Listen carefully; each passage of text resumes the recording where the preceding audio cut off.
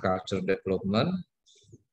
Namun kita akan coba mendengarkan juga sharing terutama terkait dengan analisis terhadap strategi framework yang kemarin dilakukan. Kemarin kan sudah ada dua ya, Pak Herman dengan Bu Nanda, yang memberikan insight kepada kita tentang bagaimana secara framework, secara komprehensif kita mempelajari di sebuah perusahaan atau beberapa perusahaan.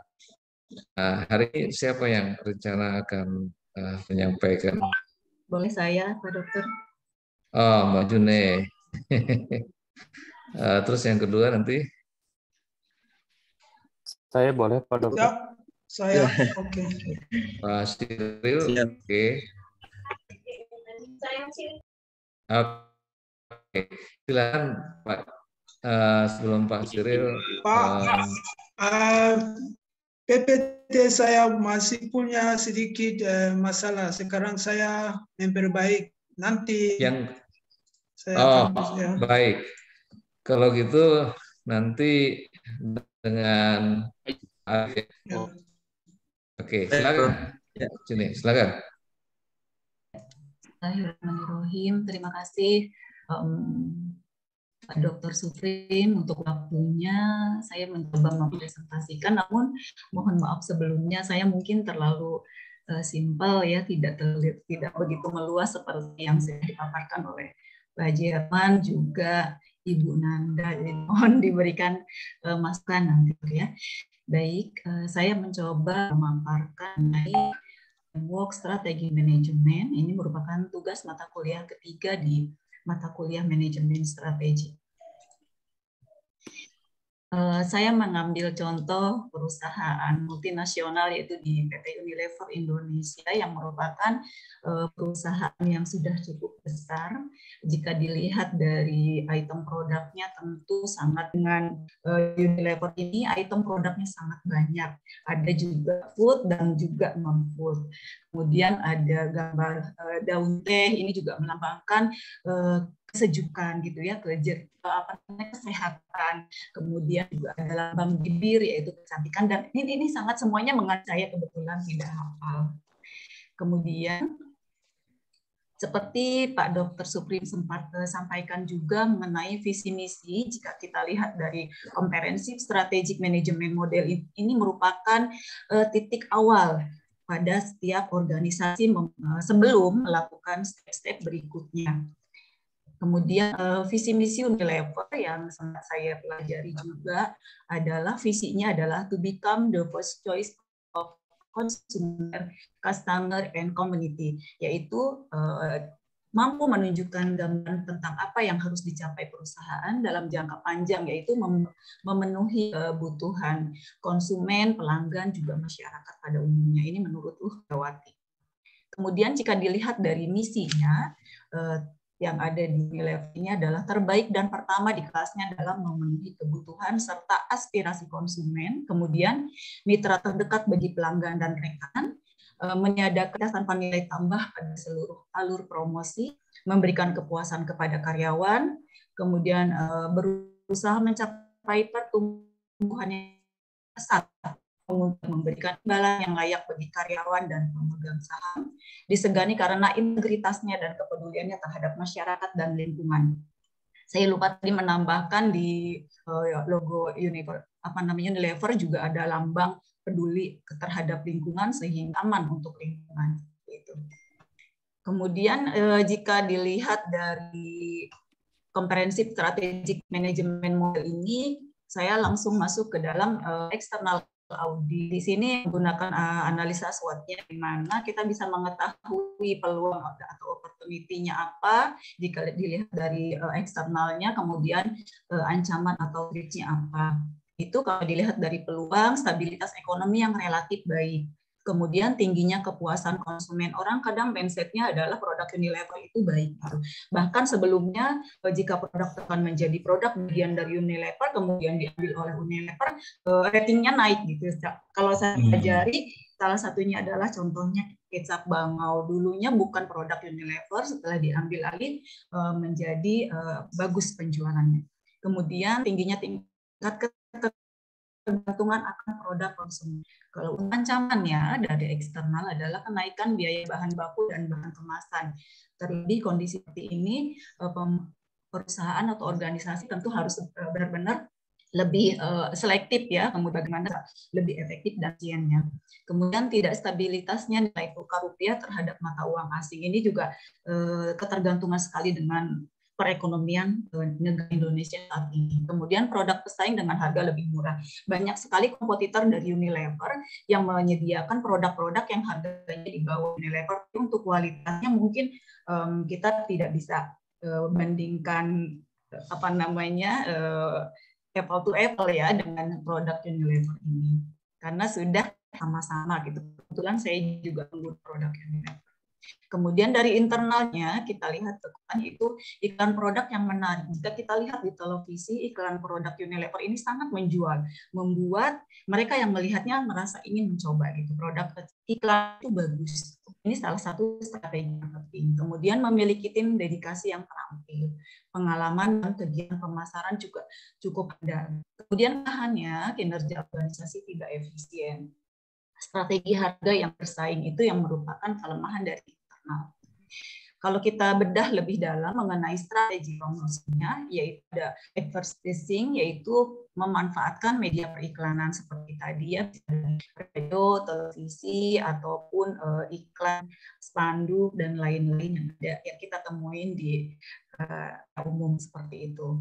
Kemudian ada sales promotion-nya, di mana kebetulan Pak Dokter, saya background pas lulus SM, saya sempat menjadi SPG dulu, jadi saya pernah tahu ya bagaimana kinerja sales promotion girl pada saat memasarkan, mempromosikan produk yang saat itu kami pegang. Saya melihat, kebetulan saya bukan SPG Unilever, tapi saya melihat Unilever ini begitu komitmen ya terhadap tugas dan tanggung jawabnya. Ada atau tidak ada orang kantor yang kontrol, yang visit, mereka tetap berdiri tegak. Kemudian bagaimana caranya menawarkan produk tersebut. Ini terlihat dari manajemen organisasinya memang yang bagus, komitmennya bagus, sehingga sampai ke bawah pun diterapkan begitu.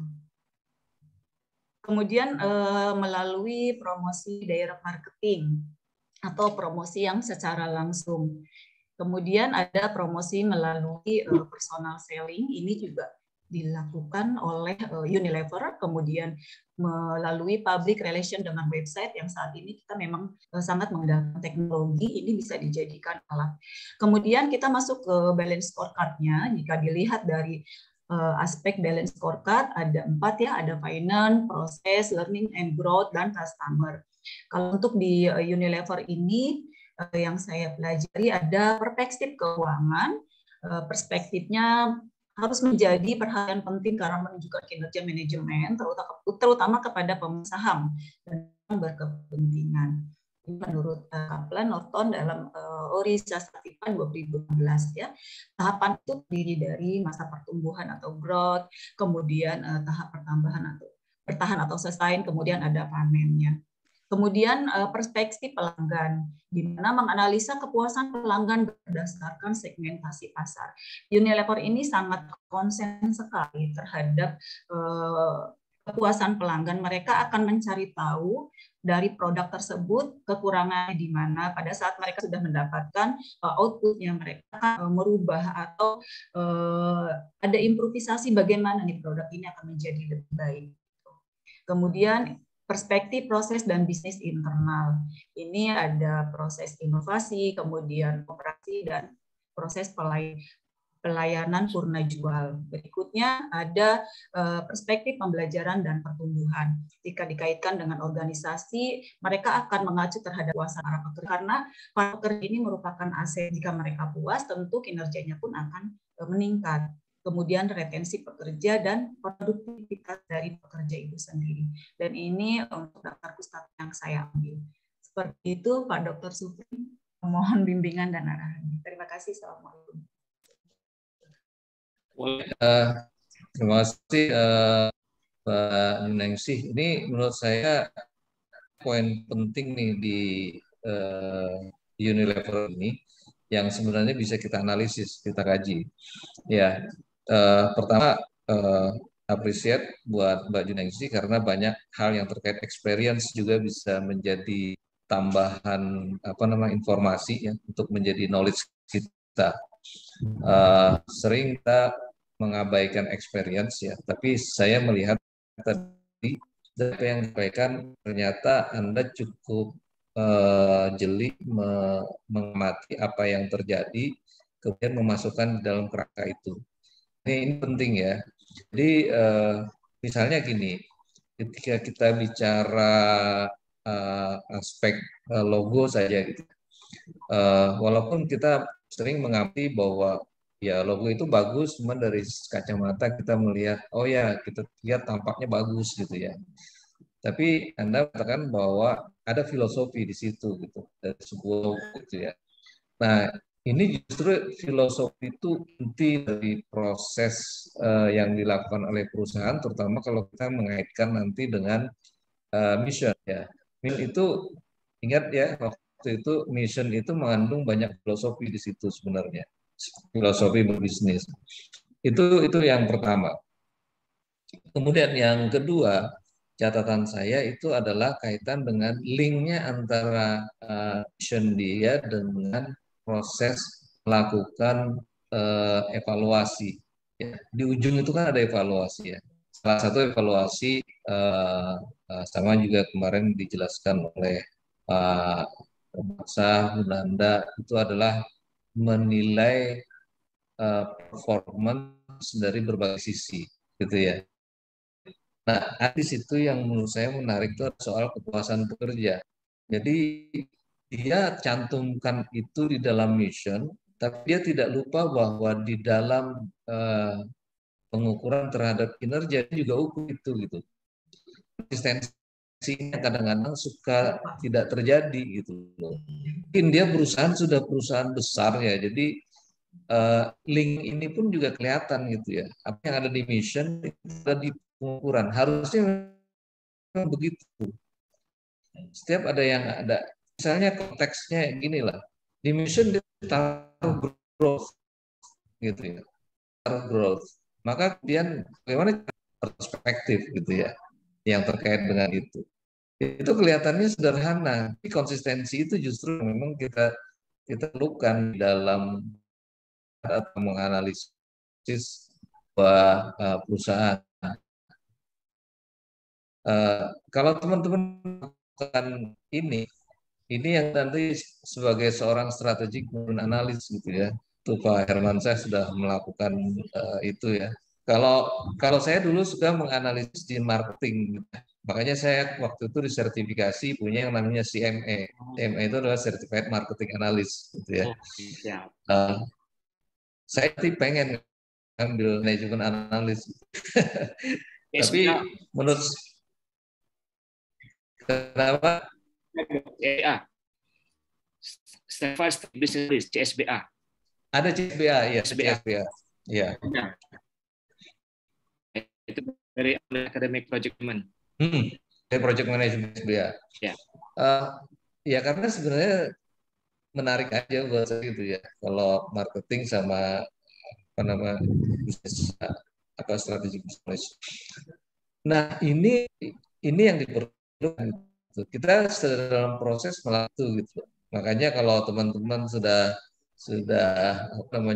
selesai dan punya doktor gitu manajemen, pasti akan tajam gitu. Pasti akan tajam banget. Oke, silakan teman-teman yang memberikan input, memberikan ya untuk itu apa sih yang menarik dari Unilever ini yang Anda lihat dalam konteks strategic management gitu ya.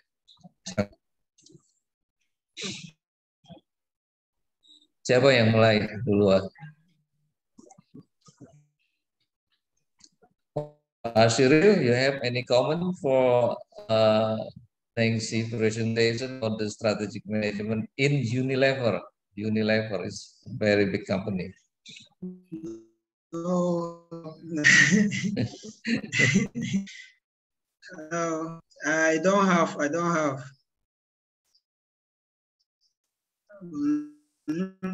Maybe I think, yeah, she presented well. Yes. But maybe the materials on the slide was not enough for us to criticize. Yeah, so the presentation was good. Maybe the materials were enough for us to criticize. Yeah. Thank you, Pak Cyril. Mulai kayaknya udah menarik nafas tadi. Baik Pak, terima kasih. Bu Junengsi, well, presentation-nya itu sangat bagus sekali. Menggugah saya untuk juga, saya sedang meneliti Traveloka sekarang untuk kasus ini, dan sangat tertarik dengan expansion atau business expansion from Traveloka. And I see the some gaps. Saya melihat banyak sekali gaps dan beberapa hal yang sebetulnya bisa dilakukan oleh Traveloka seperti contohnya perusahaan ibu di Unilever. Unilever kan itu perusahaan yang internasional sekali ya Bu ya, di berbagai negara pun ada gitu. Sedangkan Traveloka baru saja mengembangkan ekspansi bisnisnya itu ke Asia Tenggara. Menurut Ibu Nengsi gitu, seperti Traveloka itu, bagaimana dia bisa mengembangkan bisnisnya hingga ke hampir seluruh produk itu dia punya gitu ya. Nah itu kan dari sisi keseharian ya Bu ya, kalau di Unilever. Nah si Traveloka juga ingin sekali dari mulai, karena dia sekarang juga mulai berencana seperti Gojek tuh, Bu Nengsi, dia pengen ada ojeknya, pengen ada sewa helikopter dan semuanya gitu. Menurut Bu Nengsi, apa yang bisa dipetik dari Unilever kesuksesannya? Strategi apa yang perlu dilakukan seperti untuk si Traveloka bisa seperti Unilever? Itu Bu Nengsi. Baik, terima kasih Pak Yusuf pertanyaannya. Kalau misalkan kita berkaca kepada perusahaan besar, salah satunya adalah Unilever yang saya ambil di studi kasus ini, untuk perusahaan-perusahaan pemula, misalkan yang ingin baru berkembang, mungkin yang harus dicontohnya adalah cara Unilever memberikan kepuasan lebih terhadap konsumen. Karena pada saat kita sudah memberikan kepuasan terhadap konsumen, dengan sendiri loyal kepada perusahaan kita, sehingga pada saat kita mengeluarkan item atau produk baru, konsumen akan sudah dengan sendirinya merasa percaya ya.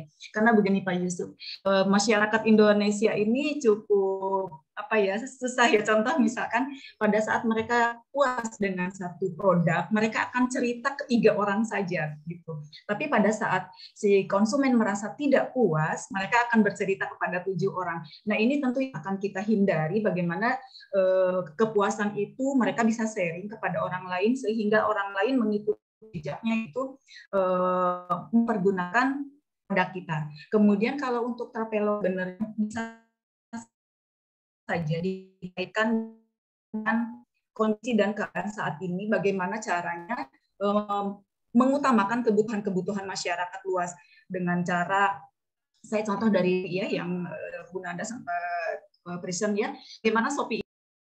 Setuju perihal dengan kepuasan pelanggan.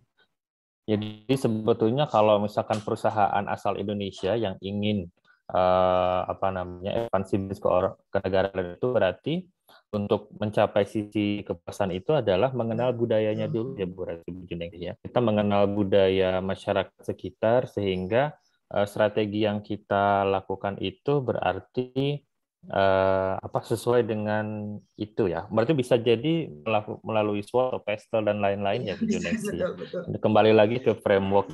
Terima kasih Bu Junengsi. Terima kasih Pak Yusuf. Mungkin ada yang ingin ditambahkan dari Bapak Ibu semuanya atau Pak Dokter?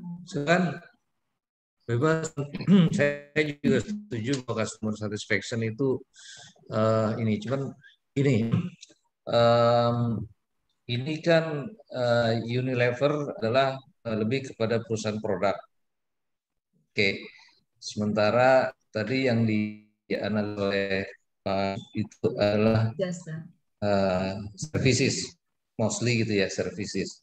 Walaupun sekarang kalau kita melihat perusahaan hampir semuanya dua-dua itu ada produk and services gitu. Tidak ada lagi yang produk, services nggak ada gitu. Tapi selalu combine itu.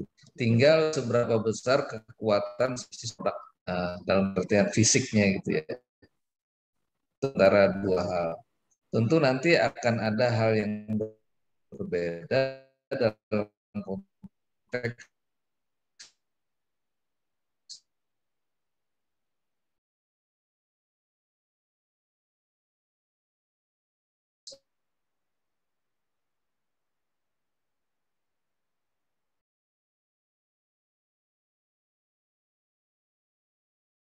ya.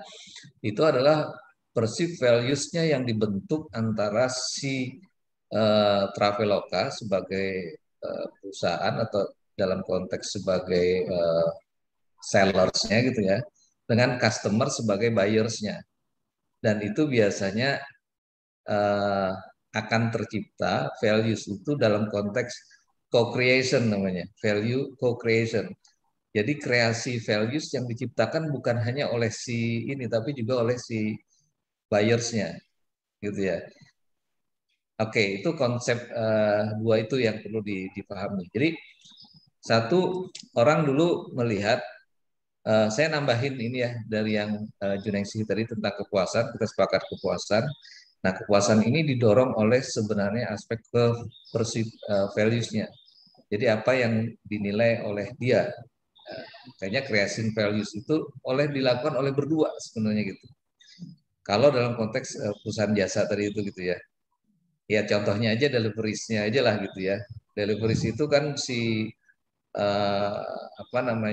perusahaan itu tidak bisa dia menyediakan delivery sesuai ekspektasinya pelanggan kalau bukan si pelanggan itu yang kemudian ketika merasakan kemudian dia bilang saya butuhnya begini gitu. Bosan itu kan muncul dari situ.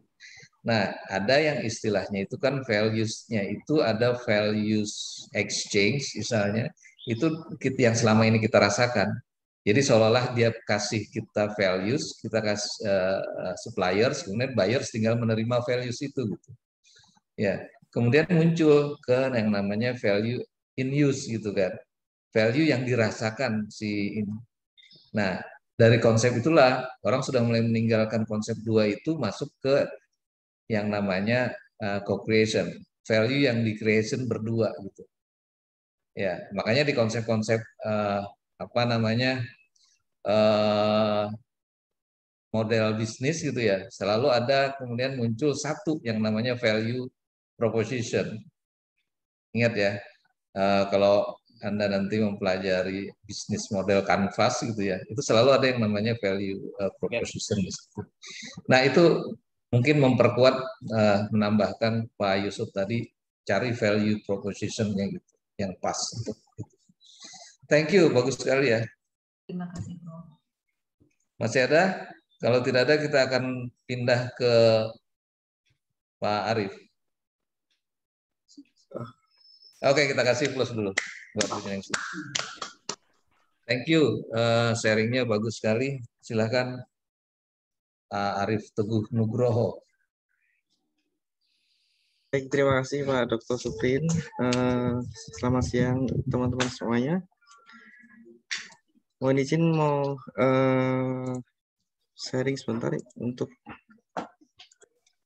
Silakan. Ya, sudah tampil ya, Prof?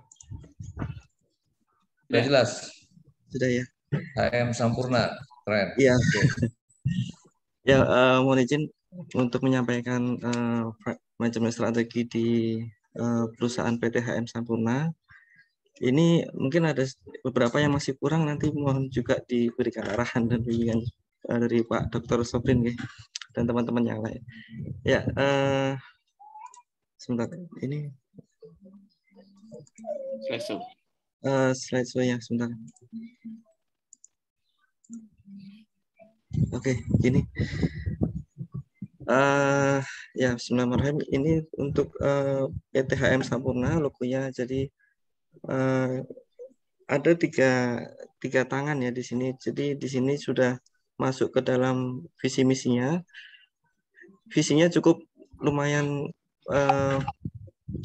hebat ya untuk PT Sampurna ini. Jadi menjadi perusahaan yang paling terkemuka di Indonesia dengan misi yang disampaikan di sini adalah di sini PT HM Sampurna itu dengan tiga tangannya gitu ya Bapak ya. Jadi di sini dia menyediakan produk-produk yang berkualitas tinggi bagi perokok dewasa dengan kategori harga dan pilihan yang bervariasi. Kemudian yang kedua memberikan kompensasi yang kompetitif dan lingkungan kerja yang baik bagi karyawan dan membina hubungan baik dengan mitra usaha. Dan yang ketiga itu memberikan sumbangsi kepada masyarakat yang luas di Indonesia. Di sini saya sertakan juga tabel tentang komponen-komponen yang ada di dalam misi-misinya. Di sini ada customers, product service, concern for survival, concern for public image, dan concern to employee. Di sini produk service-nya Sampurna komitmen untuk memproduksi rokok yang berkualitas tinggi dengan survival concern-nya itu mitra usaha Sampurna juga berperan penting dalam keberhasilan perseroan ini. Kemudian public image dari bank sendiri memberikan sumbangsi kepada masyarakat luas, dan untuk concern of employee, karyawan adalah aset yang terpenting untuk PT Sampurna, di mana karyawan ini diberikan kompensasi yang kompetitif dan lingkungan kerja yang baik. Kemudian berikutnya ada SWOT. Di sini saya mencoba menganalisis faktor eksternalnya dulu. Di sini ada opportunity dan threats, di mana opportunity-nya itu penikmat rokoknya juga setiap tahun naik. Kemudian ini banyak orang miskin yang menghabiskan uang untuk rokok ya daripada makanan bergizi. Kemudian threats-nya itu dari pemerintah menaikkan tarif cukai yang mulai September 2017 sampai sekarang mungkin lebih tinggi lagi. Kemudian cukai tembakau juga naik. Kemudian sudah banyak ajaran untuk bahaya rokok ya. Kemudian dalam distribusi rokok itu semakin diperketat. Berikutnya untuk faktor internalnya dari strength dan weakness ini memang di sini untuk Sampurna itu menguasai pasar sekitar 33,4%. Kemudian sudah di sini memiliki sertifikasi ISO dan kemudian sertifikasi yang lain. Kemudian adanya departemen kepatuhan yang meningkatkan ketertiban karyawan dan mitra bisnis.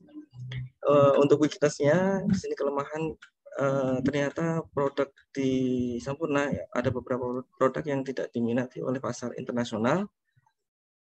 Kemudian penjualan rokok di pasar domestik itu menurun sebesar 3,9%.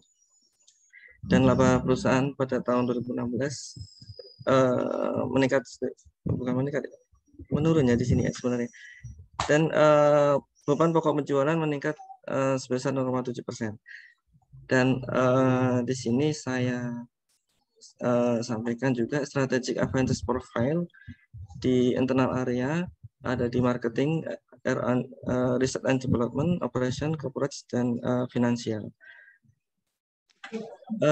Langsung di balance scorecard, di mana dari keempat komponen ini, dari pihak finance, customer, learning and growth, dan internal business and process, bahwa untuk ini ya, kalau dari atas itu kalau saya membaca dari bawah ya, di mana tata kelola perusahaan yang baik, ini penghargaan Sampurna yang diterima oleh Sampurna, kemudian dengan peningkatan konsumen Sampurna ini ya, ditambah juga dengan loyalitas konsumen, itu akan meningkatkan pendapatan dan memberikan keuntungan kepada investor.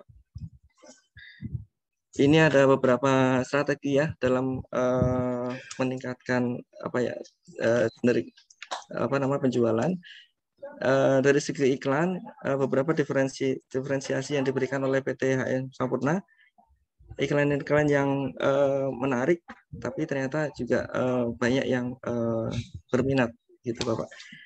Kemudian annual objektif, ya, di sini tujuan utama Sampurna menjadi perusahaan yang bertanggung jawab secara sosial dan baik itu di tingkat lokal maupun global. Ya, di sini Sampurna dipandu oleh prinsip dasar yang sama, di mana tetap menyampaikan dampak serius bahaya merokok, kemudian menganjurkan regulasi tembakau yang efektif berdasarkan bukti serta berdasarkan pada prinsip pengurangan bahaya. Kemudian Sampurna juga mendukung pelaksanaan dan pemberlakuan tegas ya terhadap ketentuan yang mengatur usia minimum pembelian terhadap produk tembakau. Sampurna bekerja sama dengan beberapa pihak dalam memerangi perdagangan ilegal pada rokok palsu, kemudian menerapkan kebijakan dan program untuk menjalankan operasi mendukung keberlanjutan dan termasuk mengurangi sumber daya alam, menurunkan emisi karbon dan daur ulang serta mengurangi limbah. Kemudian Sampurna berkontribusi meningkatkan kehidupan masyarakat lokal, di mana Sampurna beroperasi dan membantu masyarakat melalui kegiatan sosial. Saya kira itu mungkin ada best practice-nya, di mana Sampurna selalu meningkatkan kualitas dan meningkatkan keamanan dalam produknya. Kemudian ada beberapa marketing issue dan financial issue-nya, di mana marketing issue juga termasuk dalam larangan penayangan iklan rokok. Kemudian financial issue itu turunnya minat saham kepada Sampurna sekitar 75%. Saya kira cukup itu Bapak. Oh ya, ini ada beberapa ethics dan social responsibility, di mana Sampurna juga tetap melaksanakan tanggung jawab terhadap lingkungan dan sosial, tanggung jawab atas produk dan kesehatan, keselamatan dan ketenaga kerjaan, dan pengembangan sosial dan kemasyarakatan. Saya kira cukup sekian. Di sini ada daftar pustaka yang saya belum lupa saya masukkan kemarin Pak Dokter. Nanti akan saya revisi segera. Demikian presentasi strategic management di PT HM Sampurna yang saya sampaikan. Mohon arahannya dari Bapak Dr. Suprin dan teman-teman yang saya banggakan. Billahi taufiq wal hidayah. Wassalamualaikum warahmatullahi wabarakatuh. Assalamualaikum warahmatullahi wabarakatuh. Oke, saya langsung minta feedback dari teman-teman dulu deh terkait dengan apa yang terjadi di Sampurna ini. Pak Dokter, memang ada satu catatan di situ. Saya juga masih menganalisis kalau dia menyebutkan price itu menjadi sebuah kelemahan gitu ya. Apa iya gitu loh, price itu menjadi kelemahan bagi si Sampurna. Tapi silakan, mungkin teman-teman mungkin mau membahas lebih jauh. Silakan. mohon izin Pak Dokter Suprin. Anda silakan. Saya tertarik banget ya ketika Pak Arief ini mengangkat PT Sampurna ya, yang mohon maaf kita latar belakangnya ada yang memang merokok dan tidak merokok. Semua orang kan punya prinsip ya Pak Dokter ya. Kebetulan saya memang punya prinsip, alhamdulillah suami saya nggak merokok gitu ya. Tapi semua orang kan punya prinsip berbeda-beda ya Pak Dokter. Tapi saya tertarik sekali ketika Pak Arief membahas ini ya di manajemen strategi PT Sampurna. Kenapa? Jujur Pak Dokter Suprin, saya kebetulan dapat beasiswa karena pas SMA itu berprestasi gitu ya. Alhamdulillah siswa terbaik. Itu saya mendapatkan beasiswa dari PT Sampurna. Ya, itu yang saya kelebihan dari PT Sampurna. Jadi, tapi saya dulu kan waktu masih sekolah ya, zaman SD, SMP, SMA gitu, nggak berpikir ya. Belum berpikir ya Pak Dokter, merokok itu ada di tulisannya membunuh mata. Saya juga nggak terlalu terpikir seperti itu. Yang saya pikirkan asik PT Sampurna, semenjak ada PT Sampurna saya jadi sekolah gratis gitu ya Pak Dokter ya. Dulu mikirnya gitu ya. Tapi padahal itu suatu kelebihan PT Sampurna, tapi tadi tidak ditampilkan ya di CSR-nya Sampurna, karena saya adalah salah satu ya ini juga luar biasa ya, PT Sampurna itu CSR-nya itu ke edukasi ya Pak Dokter ya. Tapi juga bingung juga ya Pak Dokter, ketika pemerintah mengedukasi yang tadi disampaikan oleh Pak Arief, sudah ada mengedukasi, padahal kan Pak PT Sampurna itu kan memproduksi, tapi dia kan juga memproteksi ya, memproteksi orang jangan membeli karena dengan ada edukasi yang merokok itu membunuhmu dan lain-lain, itu yang tadi Pak Arief sampaikan gitu. Nah itu mungkin Pak Arief bisa jelaskan yang Pak Arief setelah analisis itu strateginya apa ya PT Sampurna ini ketika PT Sampurna ini memproduksi rokok, tapi dia memproteksi juga, mengedukasi konsumen untuk rokok itu ada sisi negatifnya gitu. Ya kan ya Pak Dokter Suprin ya. Ya, terima kasih Pak Dokter. Oke, silakan dulu Pak Arief untuk bisa menanggapi ini apa ya kira-kira strateginya si Sampurna gitu ya. Di satu sisi bahwa dia memang secara tegas dan terang-terangan mengatakan bahwa ya yang namanya merokok itu ada dampak negatifnya dan bahkan bisa bunuh gitu ya. Tapi dia punya yang meningkat aja gitu kan ya. Apa strateginya gitu kira-kira Pak Arief? Strategi ya. Ya jadi kalau menurut saya sih memang pendapatan yang paling terbesar di sini kan dari cukai di Indonesia itu kan dari rokok ya Bapak Ibu. Jadi memang di sini untuk menarik investor ya, terutama untuk di PT HM Sampurna. Jadi ada beberapa strategi yang diberikan oleh Sampurna itu untuk sebagai tanggung jawab sosialnya kepada masyarakat. Soalnya di sini ya sebentar.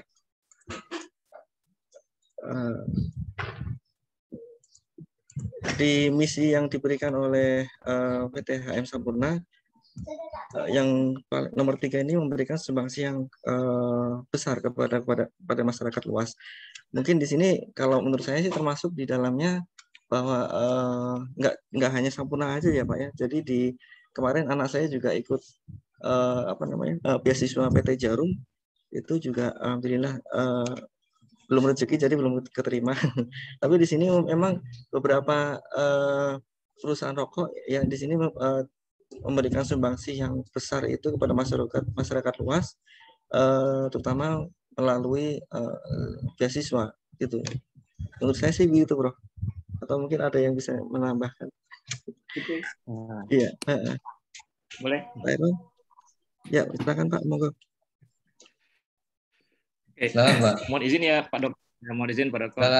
Jadi kalau kita bicara masalah customer, tadi bicaranya bahwa sebagai kontribusi secara moral bahwa dia juga menyatakan rokok itu dilarang, bahkan berbahaya, dia bilang seperti itu. Tapi Sampurna ini membaca apa yang disebut dengan customer behavior di situ. Bahwa pada saat dia bicara menjual produk, dia lihat daripada behavior customer itu seperti apa. Karena pada saat kita bicara rokok, tatanannya itu di situ bukan seperti kita bicara makanan, yang di situ jelas terkait dengan masalah halal haram dan sebagainya. Nah, pada saat dibicara customer behavior di situ ternyata tidak masuk pada tatanan bicara hal dan haram, maka peluang itu sebenarnya masih besar. Itu yang pertama. Terus yang kedua, dari Sampurna itu dia punya ada strategi yang kalau kita ketahui, mohon izin Pak Dokter, mohon ditambahkan nanti kalau salah, ada yang disebut dengan kita bicara apakah fokus kepada product excellence atau kita bicara terkait dengan cost excellence di situ atau customer intimacy. Nah, kalau kita lihat di sini, kalau seandainya bicaranya produknya Sampurna ini, maka kalau kita lihat memang benar Bapak bilang tadi, harga ini mungkin dia menjadi satu kelemahan, karena dia bicaranya bukan bicara cost leadership di situ, karena dia mungkin mahal gitu. Tapi dia bicara di situ produk excellent. Produk excellent di mana di situ dinikmatin oleh pangsa pasar yang dari hasil survei bagaimana tingkah laku pasar itu ternyata menikmatin. Jadi dia bicara produk excellent di situ. Sehingga produk-produk lain agak susah mengikuti di situ. Nah, yang ketiga yang dia lakukan adalah adanya customer intimacy. Jadi pertama adalah produk cost leadership, produk excellent. Yang ketiga adalah customer intimacy. Nah, customer intimacy itu salah satunya tadi yang Bu Nanda dapat beasiswa gitu ya, CSR-nya kuat gitu kan. Terus dia misalnya kalau Jarum tuh dia coba membantu negara misalnya membentuk membina bulu tangkis dan sebagainya. Jadi dia mendekatin customer itu sehingga dari sisi customer intimacy. Sehingga walaupun ada larangan karena produknya produk excellent, walaupun cost leadership-nya dia masih lemah di situ, dia pelajarin dari sisi customer behavior-nya, maka itu tidak ada masalah jadinya. Walaupun dia sendiri melarang seperti itu, karena tidak masuk tataran halal haram atau yang memang benar-benar dilarang oleh negara, kira-kira seperti itu, kalau pendapat saya. Oke. Sedikit, Pak Dokter. Silakan, Bu Jumni. Ya, menarik sekali Pak Arif ya. Kalau yang saya analisa adalah perusahaan Sampurna ini, perusahaan ini memposisikan bahwa perusahaannya memberikan kontribusi cukup besar terhadap perekonomian Indonesia. Dari perusahaan rokok selain Sampurna juga rata-rata berkontribusi cukup besar terhadap perkembangan perekonomian kita. Nah, di sisi lain, PT Sampurna ini melihat peluang bahwa masyarakat luas ini banyak yang memang ketergantungan sehingga tidak bisa dengan mudah lepas dari rokok tentunya. Dan tentunya si PT Sampurna pun paham betul mengenai dampak dari perokok, terutama perokok aktif ya. Sehingga dukungannya adalah mereka yakin bahwa kontribusinya cukup besar. Kemudian kedua, banyak masyarakat luas yang sangat ketergantungan. Kemudian tapi dia tetap sisipkan bahwa efek negatif dari rokok ini seperti apa. Nah, bagaimana juga caranya si Sampurna ini, PT Sampurna ini mengambil simpatik masyarakat luas itu dengan cara tadi peduli terhadap masyarakat. Contohnya seperti yang Ibu Nanda pernah alami ya, mendapatkan beasiswa dari perusahaan tersebut. Kalau menurut saya tambahannya itu saja, Pak Dokter. Oke, baik teman-teman, saya ingin menutup dulu sesi ini karena sudah masuk ke zuhur ya. 1 menit aja mengulas apa yang menjadi komen juga dari teman-teman yang lain. Yang pertama, kalau saya melihat tadi dalam konsep produk sebenarnya memang dia sudah cukup lama leading di rokok ya. Bahkan kalau Anda ingat Sampurna 234 itu sangat legend gitu ya. Saya dulu zaman kuliah dulu S1 itu juga masih suka nyicip juga gitu ya. Gini, dalam konsep produk, kalau kita bicara strategi, dia masuk ke strategi yang namanya diferensiasi gitu ya. Strategi diferensiasi itu artinya dia ingin membuat sebuah produk yang berbeda dari produk yang lainnya, difference. Dan itu masuk ke dalam konteks ininya dia, konsumennya dia. Ya, mungkin kalau istilah dari Pak Herman tadi produk excellence gitu ya. Dia memang difference. Ya, itu yang jelas. Kemudian yang kedua, kalau kita bicara tentang apa tadi, dia mengemukakan tentang bahwa itu berbahaya. Sebenarnya memang itu adalah regulasi. Ya, pemerintah memang sudah mengatur bahwa rokok, industri rokok itu tetap diperbolehkan di Indonesia, tapi perusahaan harus jujur mengatakan ini konteks etika gitu ya. Itu ada ketentuan untuk menyebutkan bahwa itu memang berbahaya gitu, bahkan dampak dan lain-lainnya. Nah, sekarang yang kita tahu bahwa yang namanya rokok itu memang selalu ada 2 sisi. Ada orang yang merokok, ada yang enggak gitu ya. Kalaupun itu dibatasi dalam pengertian dilarang merokok, tetap ada orang yang merokok gitu ya. Nah, dia hanya ingin concern kepada melayani orang yang merokok sebenarnya. Gitu kan. Makanya kalau Anda yang tidak merokok, udahlah, nggak usah coba-cobalah istilahnya gitu ya. Tapi bagi yang merokok, nih saya puaskan istilahnya gitu loh. dengan rokoknya dia gitu kan. Nah, itu berhasil dia melakukan promosi seperti itu. Makanya kalau tadi saya menanyakan price-nya dia cukup tinggi, apakah itu sebuah kelemahan buat dia? Kalau dia menganut sistem difference product, sebenarnya orang nggak begitu care dengan harga tinggi sebenarnya. Karena itu make sense dengan apa yang dia dapatkan gitu. Megang rokok Sampurna 2, 3, 4 gitu di tangannya itu rasanya berbeda gitu. Jalannya pun mungkin juga bisa beda gitu loh. Dengan kalau cuman megang rokok cap jambu bol atau apa gitu kan beda ya. Atau yang lain-lain lah. Kira-kira gitu. Jadi orang ngerasa sensasinya juga beda. Makanya berani harga. Kadang-kadang dulu saya ingat gitu, bapak-bapak itu yang paling suka gitu ya. Kalau 2, 3, 4 itu sisa ujungnya saja itu dikumpul-kumpulin, digabung-gabung lagi, disambung-sambung jadi satu rokok lagi gitu. Saking sukanya gitu ya dengan 2, 3, 4. Terus yang ketiga, sebenarnya kita perlu concern memang kepada ethics ya dan social awareness ya. Jadi menurut saya dia masih tetap concern seperti misalnya bukan hanya Sampurna, Jarum juga tadi gitu ya. Banyak rokok pabrik rokok yang lain itu memang concern kepada aspek social awareness. Jadi itulah yang tetap harus dilakukan. Menurut saya itu sih poin-poinnya, dan ternyata saya lihat tadi dari presentasinya Arif itu mereka memang sebutkan di objektifnya gitu ya. Di objektifnya dia sebutkan tentang sosial itu. Itu sih saya kira catatan yang sekarang ini. Jadi teman-teman yang bisa diambil adalah bagaimana mereka membuat strategi gitu ya dalam konteks si Sampurna gitu ya. Jadi kalau misalnya tadi Unilever banyak kekuatan di promotional strateginya, di selling strateginya ya, itu luar biasa sampai saya pernah ketemu dengan salah satu board-nya orang India itu. Dia bilang kalau di Indonesia dia sekarang sedang menerapkan bagaimana caranya 50% pekerjaannya itu perempuan. Itu di Unilever ya sekarang ini. Nah, di ini dia masih concern sekarang yang saya tahu Sampurna tidak mempekerjakan anak di bawah umur. Ya. Karena banyak juga perusahaan rokok itu yang mempekerjakan anak-anak di bawah umur gitu kan. Yang banyak. Dia juga concern terhadap itu. Aspek social responsibility-nya dia perkuat. Jadi foundation-nya juga cukup bagus nih si Sampurna.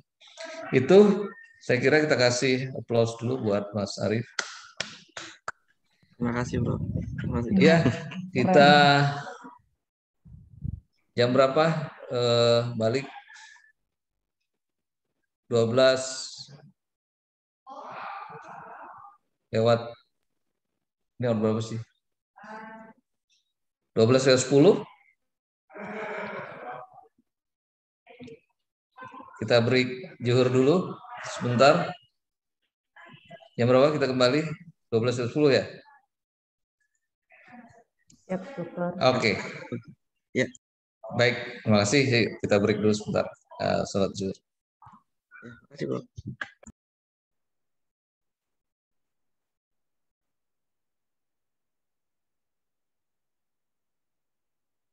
Itu juga adalah bagian dari experience employee.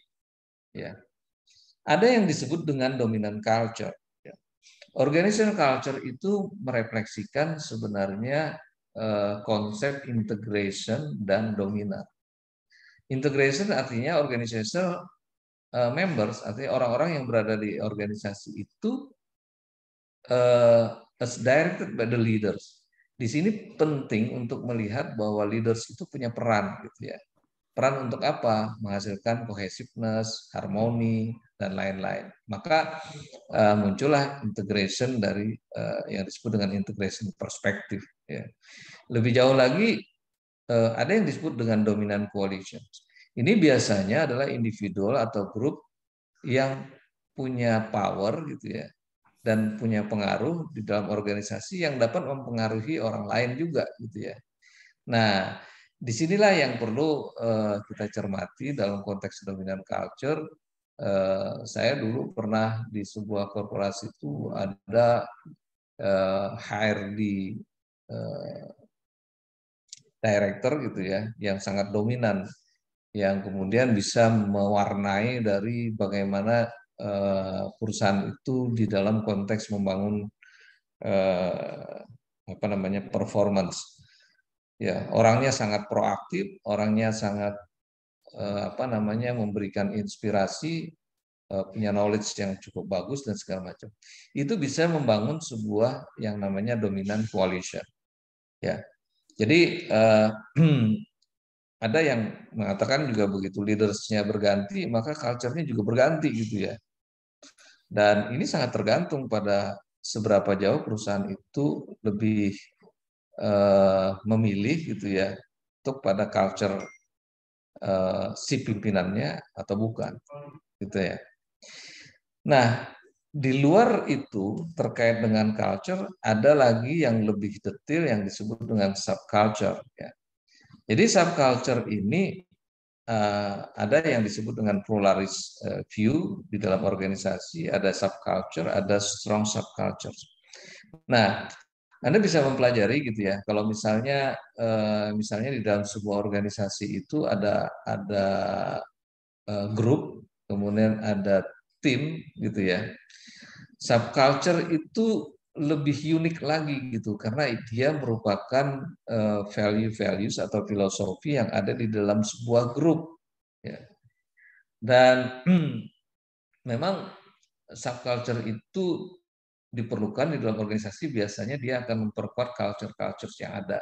Contoh sebagai subculture itu misalnya kalau kita berada di dalam konteks perusahaan itu adalah bahwa kultur orang-orang finance, orang-orang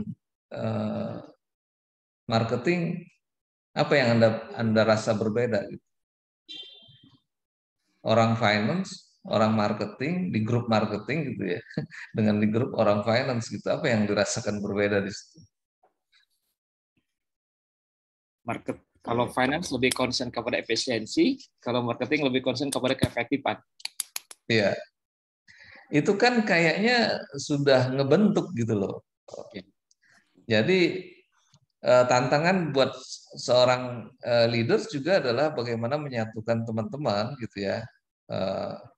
Satu katanya kalau orang di marketing, orang pemasaran rata-rata boros gitu ya, karena selalu berpikirnya adalah mengeluarkan uang gitu kan, mengeluarkan untuk mendapatkan apa target-target sales dan segala macam. Sementara orang-orang finance itu lebih banyak. Tapi yang kita ambil esensinya adalah bukan itunya, tapi bagaimana menjahitnya menjadi sebuah satu kesatuan culture perusahaan itu nanti. Misalnya ada culture yang membuat perusahaan itu secara keseluruhan membuat culture efficiency gitu. Ya. Itu diperlukan gitu ya di dalam perusahaan. Strong subculture katanya biasanya selalu often found in a high performance task force, ya, tim, special project, group dan yang lain-lain. Silakan, Pak Cyril. Saya mau izin tanya. Ya. Ya, tentang finance and marketing. Saya mau tanya, bagian apa spesialisasi untuk statement, income statement and balance sheet? Itu finance or marketing? Balance sheet. Yes, when it comes to a company, we have income statement, and balance sheet. Yes. So which sector is involved? Is it finance or is it marketing? Finance. Yeah, okay. All the income statement or balance sheets is the responsibility of the finance. Yeah. So the other function is how to misalnya gini, yang terkait dengan pendapatannya gitu ya. Yang pendapatannya itu biasanya orang-orang komersial atau marketing, dia bertanggung jawab untuk concern bagaimana mendapatkan hasil yang besar, hasil yang sesuai dengan targetnya. Tapi sekarang aspek-aspek yang terkait practical cost yang dibebankan di dalam produksi itu juga harus ke orang operasional supaya dia benar-benar tahu bahwa kalau dia mengeluarkan cost sekian, pendapatannya berapa. Jadi tidak bisa dipisahkan secara tegas bahwa urusan cost misalnya itu adalah urusan finance misalnya, nggak bisa. Cost operational itu harusnya adalah dari orang operasional. Oke. Counter cultures adalah sesuatu yang bisa saja menimbulkan culture yang berbeda, different and have pattern values gitu ya. Jadi misalnya gini, kalau tadi saya mencontohkan antara finance dengan ini, orang-orang misalnya di business development, dia berpikir tentang bagaimana berkreasi sebesar-besarnya gitu ya. Buat organisasi ini adalah menjadi sebuah value dan filosofi gitu ya, supaya nanti perusahaan itu akan menjadi perusahaan yang berkembang, menjadi besar gitu ya, menjadi sebuah sistem. Nah, counter cultures di sini adalah bagaimana kemudian orang mencoba untuk melihat dari sisi yang berbeda dari culture itu. Contoh pada saat merger dan akuisisi gitu ya, itu biasanya banyak sekali memunculkan counter culture. Karena apa? Pada saat proses dua perusahaan di merge atau sebuah perusahaan mengakuisisi perusahaan lain, maka dia akan menggabungkan berbagai macam culture perusahaan. Culture perusahaan satu dengan perusahaan dua kan berbeda. Bisa ada yang terjadi counter culture di situ, gitu ya. Ada yang menerapkan culture juga tentang keterbukaan di dalam organisasi. Contohnya itu adalah pemberlakuan whistleblowing. Ya. Mungkin kalau teman-teman tahu konteks whistleblowing ini adalah bagaimana kalau misalnya di dalam sebuah organisasi ada orang yang menemukan sesuatu yang menurut dia itu tidak sesuai dengan yang menjadi arah perusahaan atau strategi perusahaan, dia akan bisa mengomongkan itu, membicarakan itu, tapi tetap secara terstruktur. Ya. Jadi ini adalah bagian dari bagaimana sebuah organisasi ingin membentuk culture, ya culture yang diharapkan, tapi kemudian untuk melakukan membangun culture itu perlu juga keterbukaan dengan cara whistleblowing gitu ya. Ada yang ingin komen dulu sampai di sini? Silakan. Dok mau nanya. Silakan. Pak Irwansyah. Terima kasih dok. Izin teman-teman. Ya. Ini terima kasih dok. Biasa bicara masalah culture. Ada dua pertanyaan yang saya ingin tanyakan dok. Pertama adalah dari penjelasan yang tadi, memang budaya ini adalah intended by management, biasanya seperti itu gitu. Nah, biasa ada pertanyaan begini,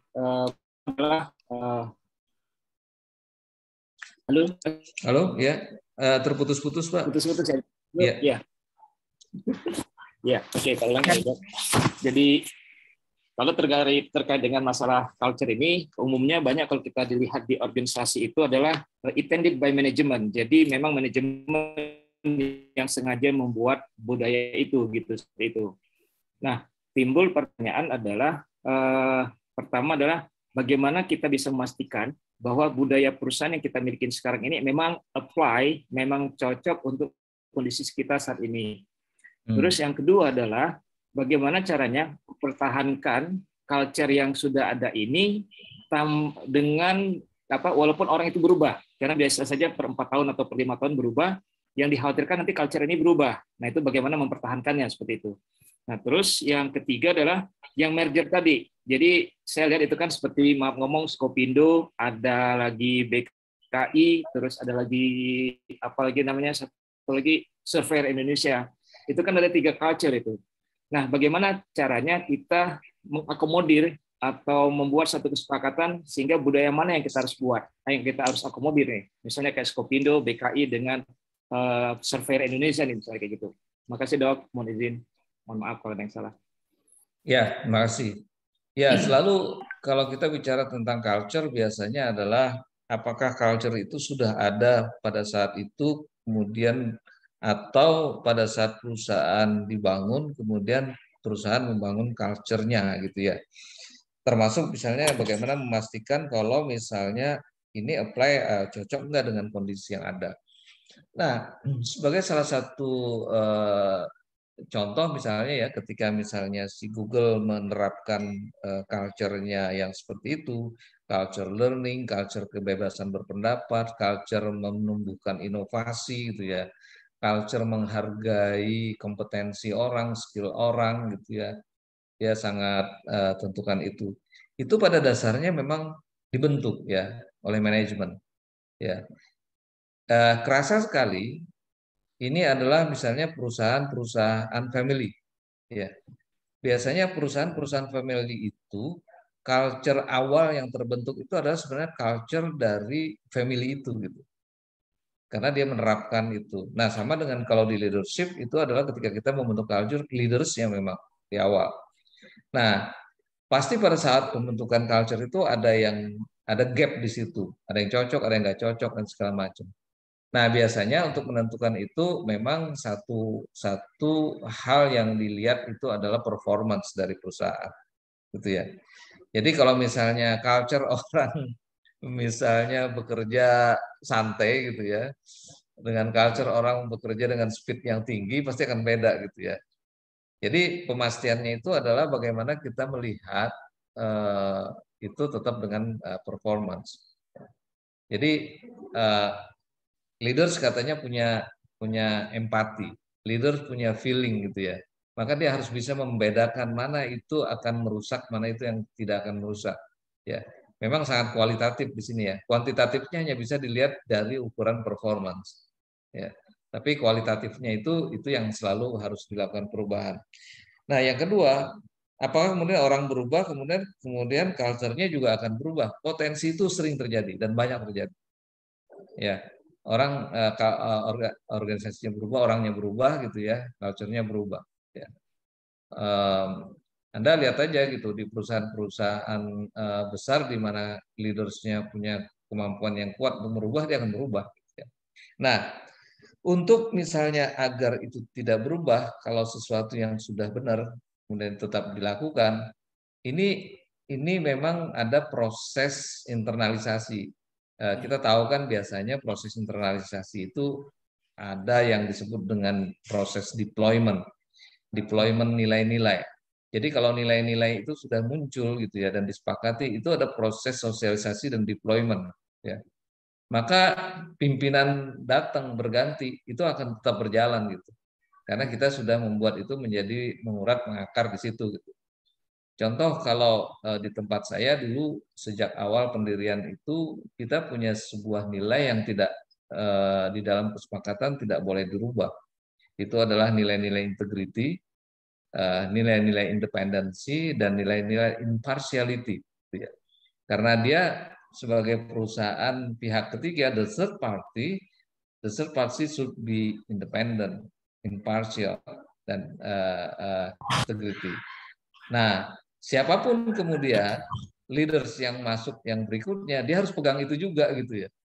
Nggak boleh merubah itu karena itu sudah sebuah kesepakatan yang kemudian sudah di deployment sebegitu panjang gitu ya. Nah, kalau nanti kemudian menambahkan nilai-nilai inovasi lagi, kerja keras, apa dan segala macam, itu tergantung pada kondisi gitu ya. Ada yang basic, ada yang tidak. Kemudian menarik nih soal merger dan akuisisi. Merger dan akuisisi sering dijadikan contoh tentang bagaimana culture yang kemungkinan bisa berubah karena aspek itu gitu ya. Nah, ini sebenarnya lebih kepada tarik-tarikan nanti antara 3 perusahaan atau 4 perusahaan, berapa perusahaan pun yang ada di sana. Butuh waktu memang. Ya. Jadi Anda ingat dulu ketika Bank Mandiri tumbuh dari berbagai bank BUMN yang lain, itu membangun culture baru.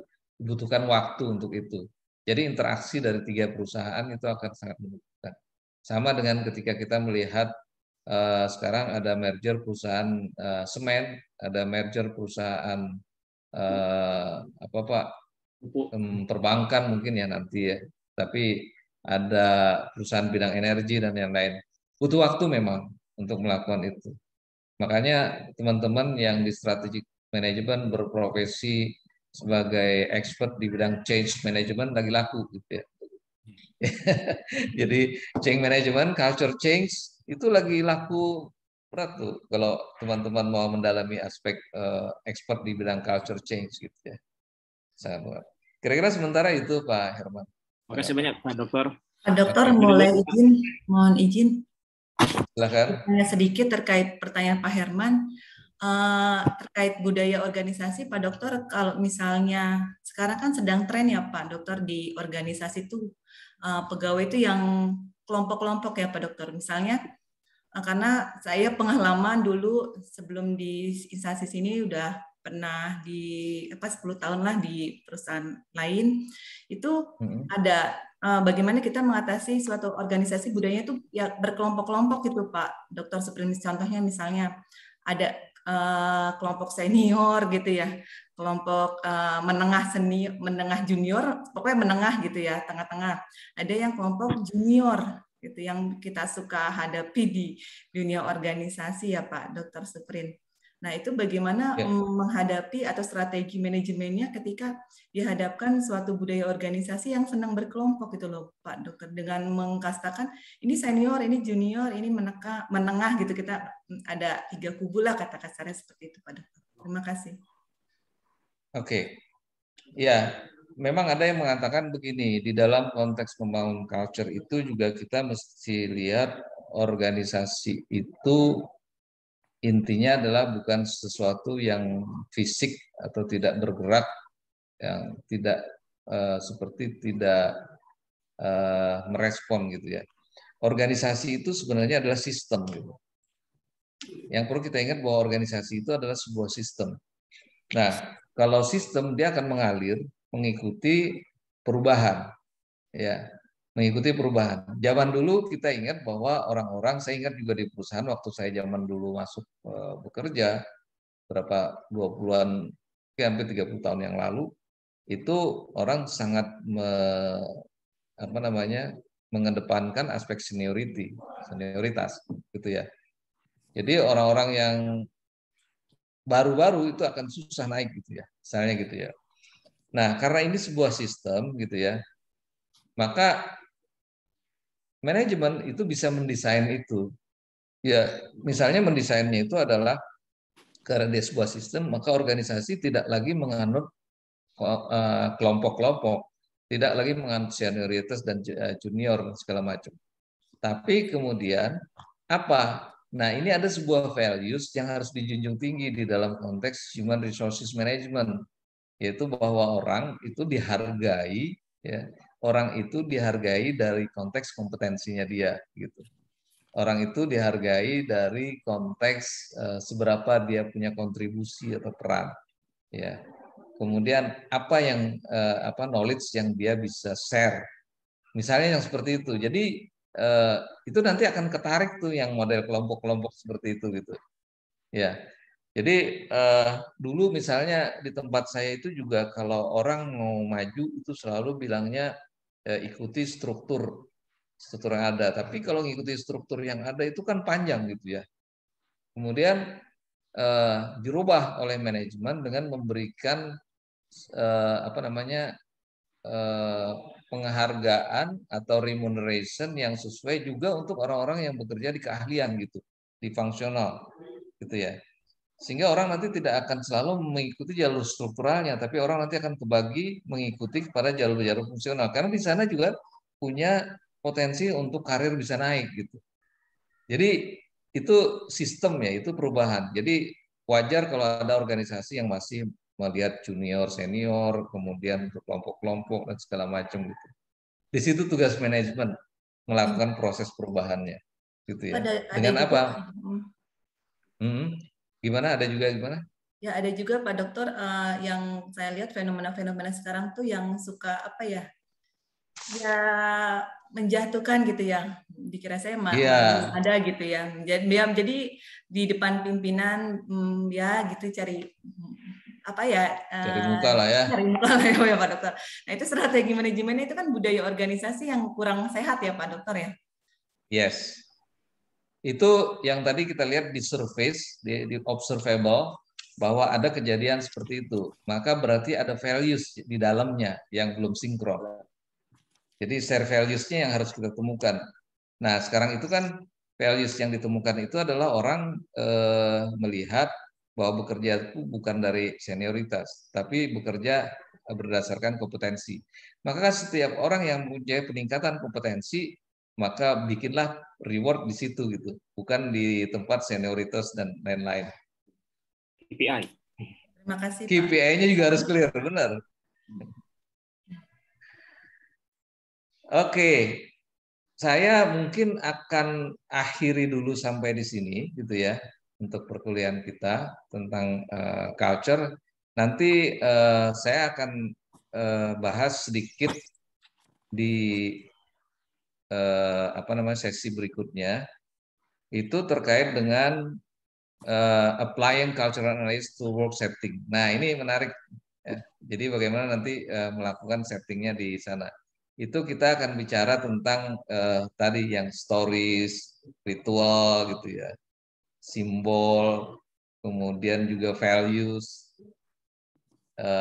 apa elemen-elemen membuat sebuah culture yang strong ya.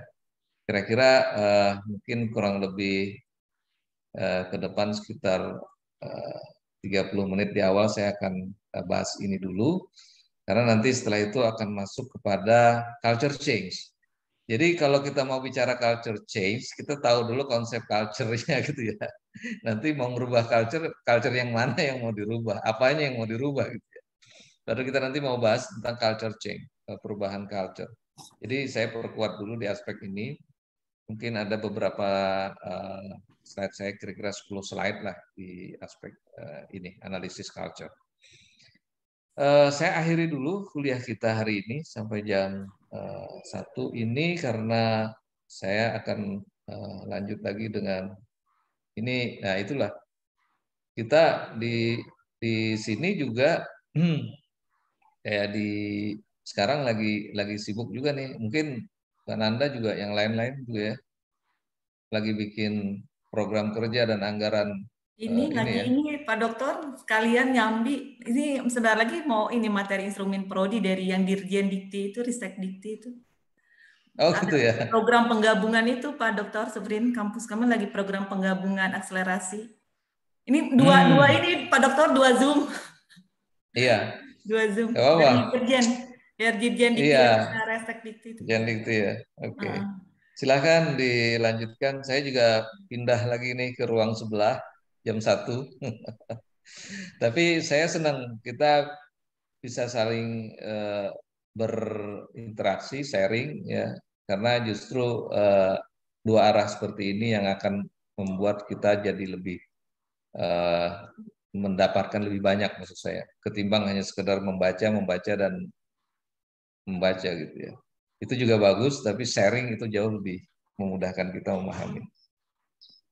Oke, sementara saya akhiri nanti sampai di sini. Kemudian nanti kita akan applying culture analysis seperti apa, karena ini kan pertemuan 5-6 ini jadi satu ya, jadi satu topik gitu, jadi satu topik. Jadi nanti beratnya nanti ke belakang itu sudah menyangkut masalah culture change. Oke, sampai ketemu teman-teman di pertemuan berikutnya. Sukses dan sehat buat kita semuanya. Mudah-mudahan kita selalu dalam lindungan Allah Subhanahu wa taala. Amin, amin. Terima kasih, Dok. Amin. Thank you. Terima kasih, Dokter Severin. Terima kasih. Assalamualaikum. Terima kasih. Waalaikumsalam warahmatullahi wabarakatuh. Izin seleb ya.